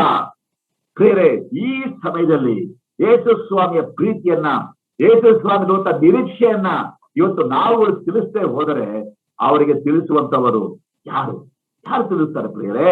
ಆದ್ರಿಂದ ನಾವು ಸುವಾರ್ತೆಯನ್ನ ಸಾರಲೇಬೇಕು. ನನ್ನ ಪ್ರಿಯ ದೇವ ಜನರೇ, ಬಹಳ ಪ್ರಮುಖವಂತ ಕಾಲಘಟ್ಟದಲ್ಲಿ ಜೀವಿಸುವಂತವರಾಗಿದ್ದೇವೆ. ದಯವಿಟ್ಟು ನಿಮ್ಮ ಹೃದಯಗಳನ್ನ ಕಠಿಣ ಮಾಡಿಕೊಳ್ಳಬೇಡ್ರಿ. ಇದೇ ಸಮಯ ನಾವು ರೋಮಪುರ ಪತ್ರಿಕೆ 2ನೇ ಅಧ್ಯಾಯ 5ನೇ ವಾಕ್ಯ ನೋಡ್ತೇವೆ. ನೀನು ನಿನ್ನ ಮೊಂಡುತನವನ್ನು, ಪಶ್ಚಾತ್ತಾಪವಿಲ್ಲದ ಮನಸ್ಸನ್ನು ಅನುಸರಿಸಿದ್ರಿಂದ ನಿನಗೋಸ್ಕರ ದೇವರ ಕೋಪವನ್ನ ಕೂಡಿಟ್ಕೋಬೇಡ. ಮೊಂಡುತನ ಬಿಡು, ಕಠಿಣತನ ಬಿಡು, ಪಶ್ಚಾತ್ತಾಪ ಪಡು. ಯೇಸುವೇ, ಇಲ್ಲಿ ತನಕ ನಾನು ನಿನ್ನ ನಂಬಿರಲಿಲ್ಲ ಸ್ವಾಮಿ, ಈಗೋ ನಾನು ಇವತ್ತು ನಾನು ನಂಬ್ತೀನಿ ಸ್ವಾಮಿ, ನಿನ್ನ ಬಳಿಗೆ ಬರ್ತಾನೆ ಯೇಸುವೇ, ನಿನ್ನ ನಾನು ಸ್ವಂತ ರಕ್ಷಕನಾಗಿ ಒಡೆಯನಾಗಿ ಅಂಗೀಕಾರ ಮಾಡುತ್ತೆ ಎಂಬುದಾಗಿ ಈ ಕ್ಷಣವೇ ಯೇಸು ಸ್ವಾಮಿ ನಿನ್ನ ಜೀವಿತ ಒಪ್ಪಿಸ್ಕೊಡು. ಒಂದು ವೇಳೆ ಯೇಸು ಸ್ವಾಮಿಗೆ ಈಗಾಗಲೇ ಒಪ್ಪಿಸ್ಕೊಟ್ಟು ಆತ್ಮಿಕವಾಗಿ ಬೆಳೆಯದೇ ಇದ್ದಾರೆ, ಇವತ್ತು ಒಂದು ತೀರ್ಮಾನ ಮಾಡು, ಸ್ವಾಮಿ ಇವತ್ತಿನಿಂದ ನಾನು ಆತ್ಮಿಕವಾಗಿ ಬೆಳೀತೇನೆ, ಪ್ರಾರ್ಥನೆಯಲ್ಲಿ, ವಾಕ್ಯದಲ್ಲಿ, ಆರಾಧನೆಯಲ್ಲಿ ಬೆಳೀತೇನೆ ಸ್ವಾಮಿ ಎಂಬುದಾಗಿ ಒಪ್ಪಿಸ್ಕೊಡು. ಪ್ರೇರೆ ನಾವು ನೋಡುತ್ತೇವೆ 1 ಕೊರಿಂಥದವರ ಪತ್ರಿಕೆ, ಅದರಲ್ಲಿ ವಿಶೇಷವಾಗಿ ನೋಡುವಂತ 2 ಕೊರಿಂಥ 6ನೇ ಅಧ್ಯಾಯ 2ನೇ ವಾಕ್ಯದಲ್ಲಿ ಈಗಲೇ ಆ ಸುಪ್ರಸನ್ನತೆಯ ಕಾಲ ಇದೆ, ಆ ರಕ್ಷಣೆಯ. ಒಂದು ವೇಳೆ ಮಕ್ಕಳು ಈ ಸಂದೇಶಕ್ಕೆ ಕೇಳ್ತಾ ಇರ್ಬೋದು, ಇಲ್ಲಿ ಎಷ್ಟೋ ಜನ ಯೇಸು ಸ್ವಾಮಿ ನಮ್ಮದೇ ಇರೋದು ಕೇಳ್ತಾ ಇರ್ಬೋದು. ಇವತ್ತು ನಿಮ್ಗೆ ದೊಡ್ಡ ಆಹ್ವಾನ ಕೊಡ್ತೀನಿ. ಯೇಸು ಸ್ವಾಮಿ ಕರೀತಾ ಇದ್ದಾನೆ, ಎಲೆ ಕಷ್ಟಪಡುವಂತವ್ರೆ, ಎಲೆ ಹೊರೆವಂತವ್ರೆ, ನೀವೆಲ್ಲರೂ ನನ್ನ ಬಳಿಗೆ ಬನ್ರಿ, ನೀವೆಲ್ಲರೂ ನನ್ನ ಬಳಿಗೆ ಬನ್ರಿ, ನಾನು ನಿಮಗೆ ವಿಶ್ರಾಂತಿನ ಕೊಡುತ್ತೇನೆ, ನಾನು ನಿಮ್ಮನ್ನ ಪಾಪದ ಬಿಡುಗಡೆ ಮಾಡ್ತೇನೆ ಎಂಬುದಾಗಿ. ಪ್ರಿಯರೇ, ನೋಹನ ಚರಿತ್ರೆ ನೀವು ಕೇಳಿರ್ಬೋದು. ನೋಹನ ಕಾಲದಲ್ಲಿ ನೋಹನು 120 ವರ್ಷ ದೇವರ ವಿಷಯವಾಗಿ, ಇಗೋ ರಕ್ಷಣೆ ವಿಷಯವಾಗಿ ಸುವಾರ್ತೆ ದೇವರ ತರ ತಿರುಗಿಕೊಡ್ರಿ, ಪಶ್ಚಾತ್ತಾಪ ಪಡ್ರಿ, ಮಾನಸಾಂತರ ಪಡ್ರಿ ಎಂಬುದಾಗಿ. ಜನ ಕೇಳಲಿಲ್ಲ, ಜನ ಆಶ್ರಯ ಮಾಡಿದ್ರು, ಜನ ಕಠಿಣರಾಗಿದ್ದರು. ಆದ್ರೆ ಒಂದು ದಿನ ಮಳೆ ಬಂತು, ಎಲ್ಲರೂ ಕೂಡ ಸರ್ವನಾಶ ಆದರು. ಆ ನಾವಿಯಲ್ಲಿ ಯಾರ್ಯಾರು ಸೇರ್ಕೊಂಡ್ರು ಅವ್ರ ಪ್ರಾಣ ಮಾತ್ರ ಉಳಿತು. ಪ್ರಿಯರೇ, ಇವತ್ತು ಕೂಡ ಅಷ್ಟೇ ಕಠಿಣರಾಗಬೇಡ್ರಿ. ಯೇಸು ಸ್ವಾಮಿಯ ಬರೋಣ ಬಹಳ ಸಮೀಪವಾಗಿದೆ. ಲೋಕ ಅಂತ್ಯ, ಲೋಕ ನಾಶನ ಆಗುವಂತದ್ದು ಬಹಳ ಸಮೀಪವಾಗಿದೆ. ದೇವರ ನ್ಯಾಯ ತೀರ್ಪು ಬಹಳ ಸಮೀಪವಾಗಿದೆ. ಯೇಸು ಸ್ವಾಮಿ ಬರೋಣ ಬಹಳ ಶೀಘ್ರವಾಗಿ ಬರುವಂತನಾಗಿದ್ದಾನೆ. ಇಂಥ ಸಮಯದಲ್ಲಿ ದಯವಿಟ್ಟು ನಿಮ್ಮ ಸಮಯಗಳನ್ನ ವ್ಯರ್ಥ ಮಾಡ್ಕೋಬೇಡ್ರಿ. ಅಯ್ಯೋ ನಾಳೆ ನೋಡೋಣ, ಯಾರು ಗೊತ್ತು ಯಾವ ಬರ್ತದೋ, ನಾಳೆ ನೋಡ್ಕೊಳ್ಳೋಣ, ನಾಡಿದ್ದು ನೋಡ್ಕೊಳ್ಳೋಣ, ಇನ್ನೊಂದಷ್ಟು ಲೋಕರ ಅನುಭವಿಸಿ ಆಮೇಲೆ ನೋಡ್ಕೊಳ್ಳೋಣ, ಲೋಕದ ಸುಖ ಅನುಭವಿಸೋಣ ಎಂಬುದಾಗಿ ಕಾಲಹರಣ ಮಾಡಿದರೆ ಆ ದಿನವು ಕಳ್ಳನ ಹಾಗೆ, ಆ ದಿನವು ಇದ್ದಕ್ಕಿದ್ದ ಹಾಗೆ ಕಣ್ಣು ರೆಪ್ಪ ಮುಚ್ಚುವಷ್ಟರಲ್ಲಿ ಕರ್ತರು ಬರುವಂತವನಾಗಿದ್ದಾನೆ. ಎಚ್ಚರಿಕೆ ಪ್ರಿಯರೇ, ಯೇಸು ಸ್ವಾಮಿ ಹೇಳುವಂತ ಮಾತು, ಚಿಂತೆ ಮಾಡಬೇಡ. ಯಾಕೆ ಚಿಂತೆ ಮಾಡಬೇಡ? ನಾನಿದ್ದೇನೆ, ನಾನೇ ನಿನ್ನ ದೇವರು, ನಾನು ನಿನ್ನ ತಂದೆ. ನನ್ನ ಮಗನೇ, ನನ್ನ ಮಗಳೇ, ನಿನಗೇನು ಬೇಕು ನನಗೆ ಗೊತ್ತಿದೆ ಅಪ್ಪ. ನಿನ್ನ ನೋವು, ನಿನ್ನ ಕಣ್ಣೀರು, ನಿನ್ನ ದುಃಖ, ನಿನ್ನ ಕಾಯಿಲೆ, ನಿನ್ನ ವೇದನೆ ಎಲ್ಲ ನನಗೆ ಗೊತ್ತಿದೆ. ನನ್ನ ಮಗನೇ, ಮಗಳೇ, ನನ್ನನ್ನ ನಂಬು, ನನ್ನನ್ನ ಸ್ವೀಕಾರ ಮಾಡಿಕೊ. ಆಗ ನಾನು ನಿನ್ನ ಹೃದಯಕ್ಕೆ ಬರ್ತೀನಿ. ಇಗೋ ನಿನ್ನ ಹೃದಯ ಎನ್ನುವಂತ ಬಾಗಿಲನ್ನು ನಿಂತುಕೊಂಡು ನಾನು ತಟ್ತಾ ಇದ್ದೀನಿ. ನಿನ್ನ ಹೃದಯವನ್ನ ನೀನು ತೆರೆದರೆ ನಾನು ನಿನ್ನ ಹೃದಯದೊಳಗೆ ಬರ್ತೀನಿ. ನಿನ್ನ ಒಡೆಯನಾಗಿ, ನಿನ್ನ ರಕ್ಷಕನಾಗಿ, ನಿನ್ನ ದೇವರಾಗಿ ನಾನಿರ್ತೀನಿ. ನಿನಗೆ ನಿತ್ಯ ಜೀವ ಕೊಡ್ತೀನಿ. ನಿನ್ನ ಪಾಪದ ಬಿಡುಗಡೆ ಮಾಡ್ತೀನಿ. ನಿನಗೆ ಬೇಕಾದಂತ ಪರಿಪೂರ್ಣವಾದಂತಹ ಆರೋಗ್ಯವನ್ನು ಕೊಡ್ತೀನಿ. ಕಣ್ಣೀರನ್ನ ಒರೆಸ್ತೀನಿ. ಕಾಯಿಲೆಯಿಂದ ಬಿಡುಗಡೆ ಮಾಡ್ತೀನಿ. ನಿನಗೆ ನಿರೀಕ್ಷೆ ಇದೆ, ಭಯ ಪಡಬೇಡ. ನಾನು ಸದಾಕಾಲ ನಿನ್ನ ಜೊತೆಯಲ್ಲೇ ಇರ್ತೀನಿ. ಯೆಹೋವನು ನನ್ನ ಕುರುಬನು, ಕೊರತೆ ಪಡೆನು. 23ನೇ ಕೀರ್ತನೆ 1ನೇ ವಾಕ್ಯ. ಯೆಹೋವ ನನ್ನ ಕುರುಬನು, ಕೊರತೆ ಪಡುವಂತ ಅವಶ್ಯಕತೆ. ಯೇಸು ಸ್ವಾಮಿ ನಮ್ಮ ಜೊತೆ ಇರುವಾಗ ನಾವು ಕೊರತೆ ಪಡುವಂತ ಅವಶ್ಯಕತೆ ಇಲ್ಲ. ಅದೇ 23ನೇ ಕೀರ್ತನೆ 4ನೇ ವಾಕ್ಯದಲ್ಲಿ ನಾವು ಹೀಗೆ ನೋಡುತ್ತೇವೆ, ನನ್ನ ಕಾರ್ಗತ್ತನ್ನ ಕಣಿವೆ ನಡೆಯುವಾಗಲೂ ನೀನು ಹತ್ತಿರ ಇರೋದ್ರಿಂದ ನನ್ನ ಕೇಡಿಗೆ ಹೆದರೇನು. ಪ್ರೇರೆ, ಈ ಒಂದು ಕೊರೋನಾ ಸಮಯ ಕಾರ್ಗತ್ತಲಿನ ಸಮಯ. ಭಯ ಪಡುವಂತ ಅವಶ್ಯಕತೆ ಇಲ್ಲ. ಯಾಕಂದ್ರೆ ಆತರ ದಾವಿದ ಹೇಳ್ತಾನೆ, ನೀ ನನ್ನ ಸಂಗಡ ಇರೋದ್ರಿಂದ ನಾನು ಹೆದರೋದಿಲ್ಲ. ಯೇಸು ಸ್ವಾಮಿ ನಮ್ಮ ಜೊತೆ ಇರೋದ್ರಿಂದ ನಾವು ಹೆದರುವಂತ ಅವಶ್ಯಕತೆ ಇಲ್ಲ. ಒಂದು ಮಾತು ನಾವು ನೋಡ್ತೀವಿ, ನಾನು ಕಾರ್ಗತ್ತಲಿನ ಕಣಿವೆಯಲ್ಲಿ ನಡೆಯುವಾಗಲೂ, ಏನಾದ್ರ ಅರ್ಥ, ಈ ಕಣಿವೆಯನ್ನು ನಡ್ಕೊಂಡು ಹೋಗ್ತದೆ ಹೊರತು ಅಲ್ಲೇ ನಾವು ವಾಸ ಮಾಡ್ತಾ ಇಲ್ಲ. ಈ ಕೊರೋನಾ ಸಮಯವು ಕೂಡ ಇದು ದಾಟಿ ಹೋಗೇ ಹೋಗ್ತದೆ. ನಡೆಯುವಾಗ ಒಬ್ಬ ವ್ಯಕ್ತಿ ಒಂದು ಸ್ಥಳವನ್ನ ಬಿಟ್ಟು ದಾಟಿ ಹೋಗೇ ಹೋಗ್ತಾನೆ. ಮುಂದೆ ನಮಗೆ ದೊಡ್ಡ ಭವಿಷ್ಯ ಇದೆ, ಮುಂದೆ ಬೆಳಕಿದೆ, ಮುಂದೆ ನಿರೀಕ್ಷೆ ಇದೆ. ಈ ಕಣಿವೆಯನ್ನು ನಾವು ದಾಟ್ತೀವಿ, ಕತ್ತಲೆ ಹೋಗೇ ಹೋಗ್ತದೆ. ನನ್ನ ಪ್ರಿಯ ದೇವ ಜನರೇ, ನನ್ನ ಪ್ರಿಯ ಮಗನೇ, ನಿನ್ನ ಜೀವಿತದ ಕತ್ತಲೆ ಶಾಶ್ವತ ಅಲ್ಲ, ಅದು ಕತ್ತಲೆ ಹೋಗೇ ಹೋಗ್ತದೆ, ಬೆಳಕು ಬಂದೇ ಬರ್ತದೆ. ನಿನಗೊಂದು ನಿರೀಕ್ಷೆ ಇದೆ. ಯೇಸು ಸ್ವಾಮಿಯ ನಿರೀಕ್ಷೆ ಆಗಿದ್ದಾನೆ. ಧೈರ್ಯವಾಗಿರು, ದೃಢವಾಗಿರು. ಯೇಸು ಸ್ವಾಮಿ ಯಾವತ್ತೂ ನಿಮ್ಮನ್ನ ಕೈ ಬಿಡುವಂತ ದೇವರಲ್ಲ. ನಿನ್ನನ್ನ ವಿಶೇಷವಾಗಿ ಆಶೀರ್ವದಿಸಿ ಬಲಪಡಿಸಿ ನಡೆಸುವಂತ ದೇವರಾಗಿದ್ದಾನೆ. ಆತನ ಅಷ್ಟಗೊಪ್ಪಿಸಿಕೊಟ್ಟು ಧೈರ್ಯವಾಗಿ ಮುಂದೆ ಹೋಗು. ಯೇಸು ಸ್ವಾಮಿ ನಿನ್ನನ್ನು ಆಶೀರ್ವದಿಸುವಂತ ದೇವರಾಗಿದ್ದಾನೆ. ಆ ರೀತಿಯಾಗಿ ಈ ಸಂದೇಶನ ಕೇಳ್ತಾ ಬಂದಂತ ಎಲ್ಲಾ ಪ್ರಿಯ ಮಕ್ಕಳನ್ನು ಕೂಡ ಯೇಸು ಸ್ವಾಮಿ ತಾನೇ ಆಶೀರ್ವದಿಸಲಿ. ಆಮೇಲೆ